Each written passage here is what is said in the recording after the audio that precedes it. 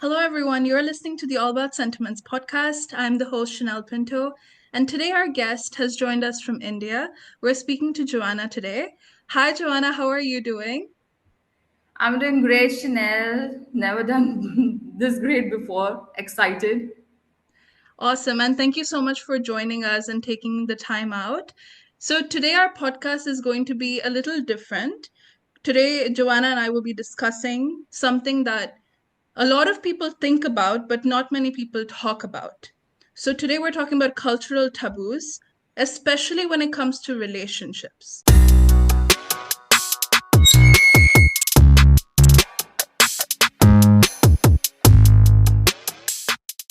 So, Joanna, I want to ask you, first of all, to introduce yourself and then to talk about some cultural taboos that you have faced in your life. Sure. Hi, as Chanel introduced me in such a sweet voice that she has, and I love her smile already. This is Joanna, and I'm an entrepreneur. I have a company of my own. I've worked in the corporate for the past 18 years of my life. I've been abroad, but I prefer being to my roots here in India. But here's the actual hardship when it comes to taboos that struck me was here in my own country. So it's a little not devastating, but I'm a little heartbroken that when it comes to taboos that we do it the best here. When I was abroad, I was welcomed with open hands, but here I have no idea why we've got this so-called social cultural norm, which I don't know who generated or who made it. So Yeah. yeah, that's where I am, and I've been happily married for 12 years now, and it's going great so far. And what matters is I'm happy, my husband is happy, my family is happy, and yeah, so it's been a busy life. It's been a roller coaster, all of it together. But here I am, all happy and chirpy. What are some of the labels that you have experienced people put on you? Oh, this is, I think even a lot of girls or a lot of women will relate to this.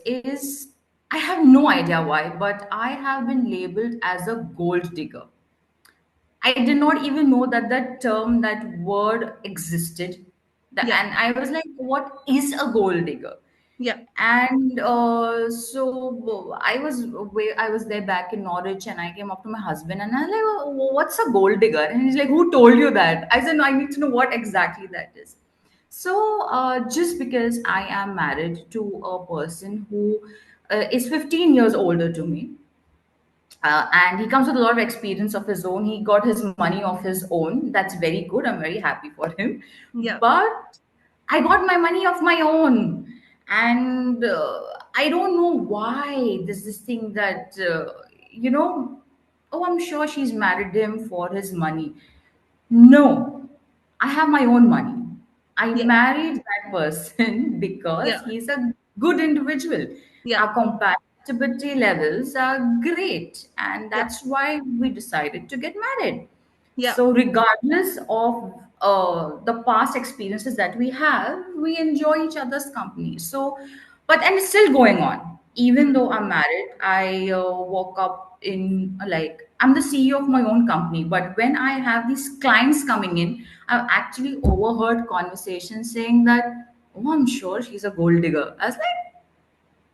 "Okay, Yeah. no, I have my own money. No, I'm not a gold digger." So, yeah, and vice versa. I'm just not saying that only women have been labeled in our country, but it's the same with my partner too. Mm. He was labeled as a womanizer. Oh, he's got married to 15 years older young chick, and I was like, Yeah. no. Yeah. So it's not just a gender bias thing that happens, the labeling happens, but it's when I think that people really don't have anything of their own to do. That's when they want to interfere in someone else's life and give them labels. But unfortunate truth is that you can't change them. That is true. And I feel like with our society, if there's a couple or if there's someone that does something that is different from the norm, they start labeling them and calling them all these things that you've never heard of before. And you start Yeah, questioning absolutely. yourself because, like, I don't know how that mentality works. But for our viewers, could you please share how you and your partner met and what drew you to each other?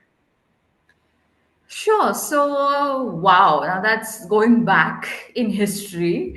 And so we were working together in a multinational organization, and I was his reportees. So he was like three levels up, Yeah, top and above me. yeah, And I was going through a very bad patch of my relationship with someone else. And with due respect to that person, if that person is listening me, we did not have that compatible relationship, and I had a lot of issues, a lot of, yeah, you can say, depression, and I tried to self harm, and I just couldn't come out of that relationship. yeah, And so was he was getting out of his relationship. So half of the time I was working, half of the time I was not working, and then he came up to me. My boss obviously reported me to him, saying that she's not at work, and we had a very ugly conversation. Our first chat was, we both hate each other. yeah, But when we actually understood that what we both were going through, there was a common boat, mm, that we were ending our relationship, which we as individuals thought was very toxic. We don't know about our exes, but for us, I don't want to label anyone here, yeah, yeah, but me and my partner, we both thought that we were in toxic relationships and we had to come out. yeah, And that's how actually we both connected. right, yeah, And after that, we moved in. So that was another a very big taboo. yeah, Back yeah, down, say, 12 years or 13 years back down the lane, that was a very big taboo in India, yeah, living together. mm-mm, And we had a lot of problems there. Like while renting our apartment, we actually had to say that we are married, right, yeah, because no one was ready to rent an apartment to a living couple, yeah, first. mm, Second, where they could see that there's an age gap in between the both. yeah, So that's another thing. So and we lied, because obviously we had to stay together to right, see right, that how well do we do in our relationship. Am I okay with his flaws? Is he okay with my flaws? So yeah, yeah, yeah, life has not been easy, but every step of our relationship journey, we've been labeled everywhere, basically, yeah, from renting a house to completing my MBA after my marriage, to buying groceries, simple as that. We've been labeled with different names, father, daughter, womanizer, gold digger, everything under the sky. So yeah. it's not that easy, but someone has well said it, that things which are not easy last forever. So yeah, that's where we are. And the sad reality is that our society, so many people are okay with two people being unhappy in a marriage, but when two people want to get to know another person and be in a live-in, because that's the only way you get to know another person. When you meet outside, you can't know them much. But when you live together, it's like a different experience. But people don't understand that. They're like, you might as well get married and be unhappy. And that's sad. Absolutely, absolutely. And I would say that this is a global issue, Yeah. but here right now, it's a common thing. Like I've got my friends who have like two companies, who are CEOs, who are doing really great in their professional career, but they do not want to end their relationship mere on what society would tag them as. Yeah. And they are very okay in having extramarital affairs. They're very okay in not seeing each other's faces. Hmm. They're very okay with all of that, but still they choose to share that one roof, and they're very okay with it. Yeah. And whenever I put in my advice again, that I've been tagged with my own friend circle, which I have Yeah. reduced now. Yeah. That no, it doesn't work like that. Just because you've took that extra step, it doesn't work like that. We have to stay in a society. Yeah. So I don't know how does that work. It's so unhealthy for you as an individual that you are consuming something which is so negatively affecting your body, mind, soul, your career, your family. But still, people prefer doing that, and I have no clue how do they do that so flawlessly. I agree. I want to ask you about your own business because you are a businesswoman. So, what inspired you to start something of your own? It's my husband. And without thinking, this question has come up to me that you've been in the corporate world for like 15 years, and why do you want to take that risk of starting something of your own? And I was pretty unhappy. I was putting on a mask while going to work. And it just when my husband realized, that's why I don't tag him as a husband. He's been my soulmate. Yeah. And that's when he's like, you're not happy. Why don't you do something of your own? And I couldn't. Chanel, to be honest, I just couldn't take that step because when you're working, you know that there is a fixed income that's coming in every month, Correct. whether Yeah. you give it to 100% or no. Yeah. Yeah. But when it comes to a business, you have no idea what's coming your way. Yeah. Yeah. And I was somewhere not ready for it. Yeah. Then obviously he's like, You just need to relax, go on a vacation, go on a solo vacation." He forced me to take a solo vacation. Go, think about it, think over it. I'll be here supporting you financially, emotionally. You don't have to think that what's coming in, what's not coming in. Yeah. If you are not happy, you are going to ruin the relationship that we have, the struggle that we went through, and I am not ready to give that up. Yeah. And that's how my entrepreneurship journey is going on good. And he is my CFO, my chief financial officer is my husband, so Yeah. he is my head strategist here, and I think because of that I'm doing great. That's awesome. That's really cool. So, how did the two of you work together, even when like there was so much noise from the outside world? How did you as a couple work together to, I feel like, find peace even because of that noise? We were each other's piece. So we did not need any pubbing, we did not need any addiction, we did not need anything of that. Which I am surprised if I look at ourselves down the line, I say, I don't know how did we survive that. And no matter how much backslashes we got from the society, we always had our hands intertwined with each other. Yeah. So that was a biggest medicine, that was a biggest strength, that you have someone holding you saying that it's okay, just shut your ears, Yeah. listen to me.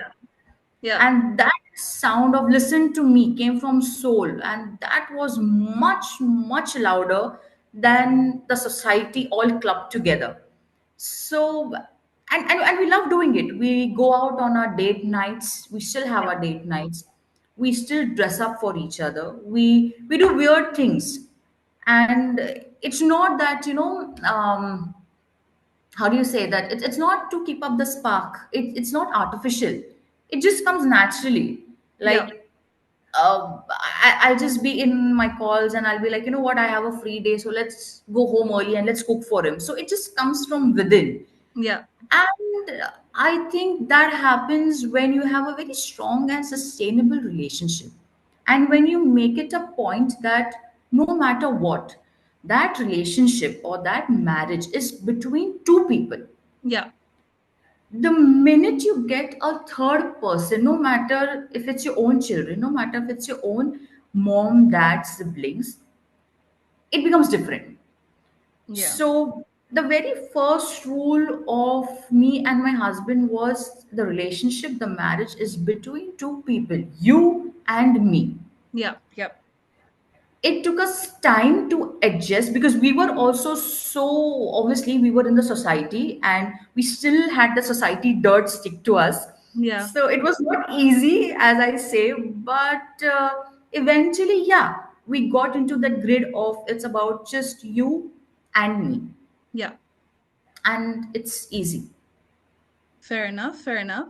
So, if you had to give advice to another couple who is also going through all these cultural taboos in their own relationship, what would you say to them? Like, how can they silence the noise? Because sometimes for people, it does get hard. People do get into their head. So, what advice would you give to them? The best advice I would give to them is listen to your own heart, because you have come in this world alone and you're going to leave this world alone. The Yeah. same people who come and give you your opinions, they're not going to last forever, no matter whether Yeah. if it's your own family, Yeah. your Yeah. mom, your dad, your children. They're not going to stay with you forever. They have their own end. That is So true. you can't make a decision based on anyone else other than your own inner voice. Yeah. So listen to you. When you wake up in the morning, get into the washroom, put on eardobes, and just listen to that music, which will help you to get and struck that inner voice of yours. You are your best advisor.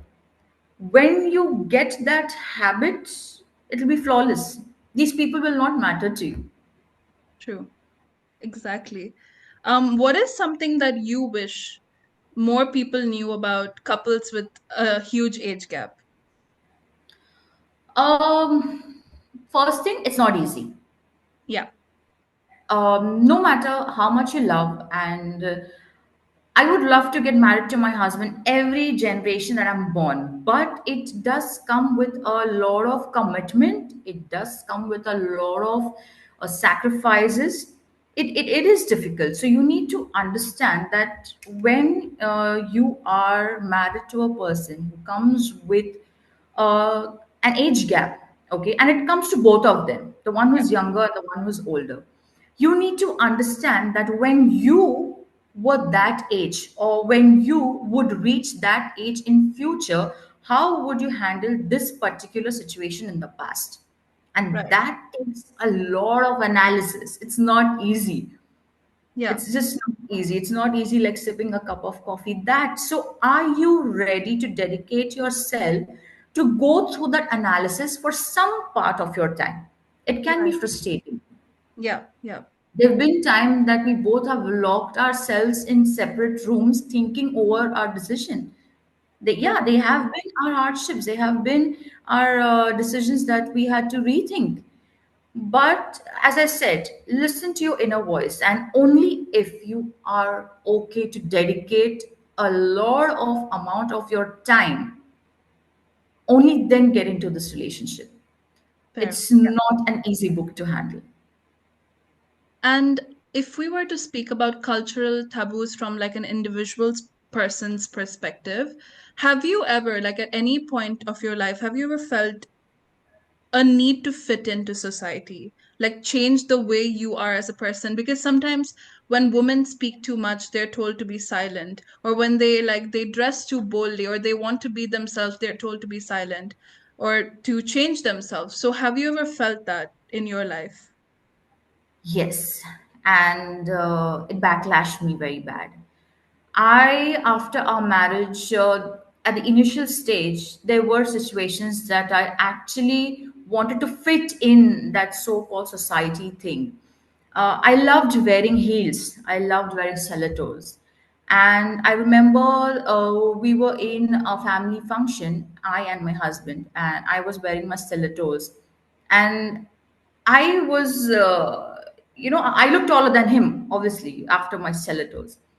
And just under that peer pressure of society, I actually told my soulmate that, I think just walk a little far away from me because you're looking shorter than me. Yeah. Yeah. That happened. And the minute I said it, I regretted it. I said, I don't know why I said it, but I did. Because it's Yeah. a society norm that, men are supposed to be taller, women are supposed to be shorter. I don't know who made it, Yeah. but it happened. Yeah. And I felt guilty as hell. But the sweet person that he is, he understood. what it was. But yes, there was a moment in my mind, in my life, that I want to erase. If there was a time machine, I would really want to erase that moment. I don't know why did I say that, but yeah, that happened. And you do content creation on the side. So, at what point did Yeah. you feel like you wanted to start content creation? And what topics do you feel very passionate to speak about on your Instagram? So, content creation came into my life when we came back from the UK, and we came back here in India. And that was the peak of the society norms that were hitting me left, right, center. So, my partners had started working, and that was the time that I thought of getting into the entrepreneurship phase. And I wanted to talk about mental health Right. because I myself was on a very weak point that time. Mm. And I wanted people to be aware that that's fine. It's okay to meet a psychiatrist.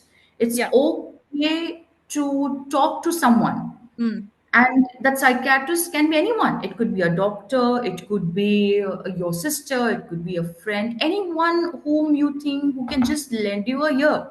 Yeah. And our society here in India lacks that. The Mm. minute you talk about mental health, they'll just tell you that, okay, so you need to be admitted in the mental hospital. Yeah. That's Yeah. the first thought that strikes anyone's mind here. Yeah. So my journey started from there, that I wanted people to understand it's fine. It's okay to not be okay. Mm. It's okay. Fight your inner demons. Go take help. It's no big deal. Yeah. And that's where it started. And that's where people started showing me love. And I was very surprised. I was like, okay. And they want to listen to me more on this. And that's where how it started, and I want to keep it that way. Want to take this content creation journey till the time I grow old, and because that's helped me. It was a Yeah. two-way thing. I was helping people with my content, and they were helping me by talking to me, and we found our solutions on a common ground. Yeah. So that's how it started. Let's say you are having a conversation with someone who's very close minded, right? And they believe all these cultural taboos. They think that, mental health, there's no such thing like mental health, right? Because a lot of people, especially the older generation, they believe that. They're like, what is mental health? When we were younger, we didn't have all these issues. So what would Yes. you say to like educate them on mental health? This has happened with me, my own family. I would not want to name them, but Yeah. yeah, they actually told me that, "Oh, are you taking medicines for depression?" I said, no, that's not that bad. But if you have a small illness, if you're coughing a lot, and if you do not take care of it, you cough, that turns out to become throat infection, that turns out to infect your esophagus, that becomes drastic, stage 3, stage 4. Yeah. That's how mental health is. You have to treat it Right. the way you treat a small cold, a small cough. If that goes untreated, you that gets into something, a very big illness, a very big disease. You have to spend a lot of money, a lot of time. Your body is deteriorated till the time you actually start taking care of it. And Yeah. so is mental health. It's just the same. It's just like a small cough. Like, okay, I'm coughing right now. I need to take care of it. Yeah. Go up to someone. It's just like that. Right.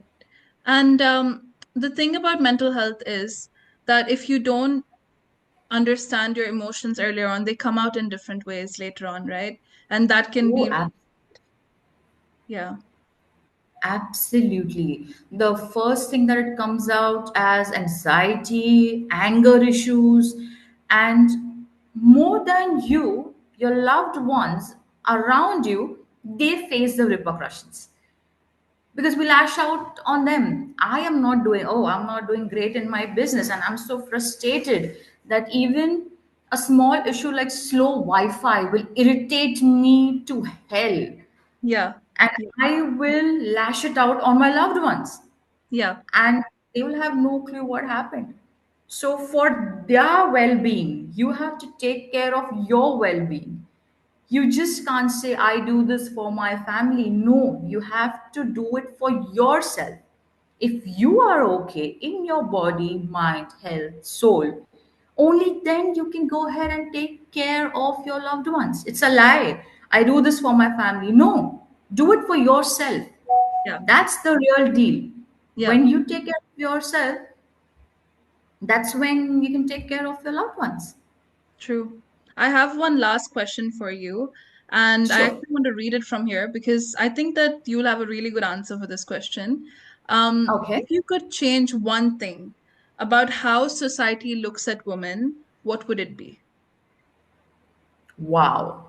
So I'm going to have a very elaborated answer. The first thing I would tell the society is stop looking at us like women. That's where the inequality starts. And that we are women. Look at us like women. No, we are human beings, Yeah. equal to any other man, equal to any other living being on this earth. So stop looking at us like women. The other day I saw a reel which shows women empowerment and women selling vada paws, where women are doing cart selling, and that's called women empowerment. Yeah. And on the other side, when we have men doing it, they Yeah. tag men as, oh, they are so unsuccessful, he has to run a cart. Right. So that's what discrimination starts from women. Yeah. And I feel so sorry when we women itself, we have put it in our head, no matter how strong you are, that we are women. You Yeah. know, Yeah. our period cramps are so bad, it's equivalent to breaking bones. Why would you want to sympathize with your own self? Have their own thing too. So stop looking at this entire nature as men and women. That's where you will take the first step to stop inequality. That's Yeah. where you will stop saying, I am a woman. Oh, great, you're a woman, but first you are a human being. Try to be a good human being first, Yeah. then things come in. Then people would say that, oh, but women give birth to children. How do they do it on their own? No. they Yeah. need they need their male counterpart to help them Yeah. Yeah. artificially, naturally. They need that. Yeah. So I am not against feminism, I'm not, but it's too over exaggerated in the over exaggerated world that we are already staying in. Right. Yeah. So stop sympathizing. That will automatically show that how confident and how powerful human being you are. Right. Stop tagging yourself as I'm a female, he's a male. You stop it. You being a woman, you stop that first, Yeah. Yeah. and things will fall in place.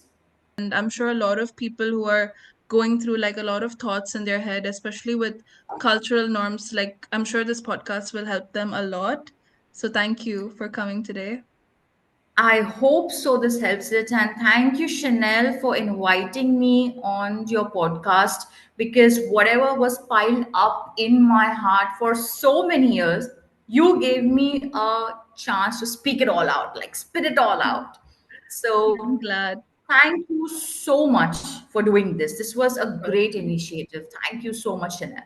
Thank you. And can you please tell the audience where they can find you? Sure. So I do a little bit of motivation tidbits here and there, and you guys can follow me on my Instagram handle, which is host underscore Houdini. That's HOST underscore HOUDINI. That's my Instagram handle, and you can see me on YouTube as well with Houdini Talks. That's my channel name. And yeah, I love talking, so I'm open to talking anytime.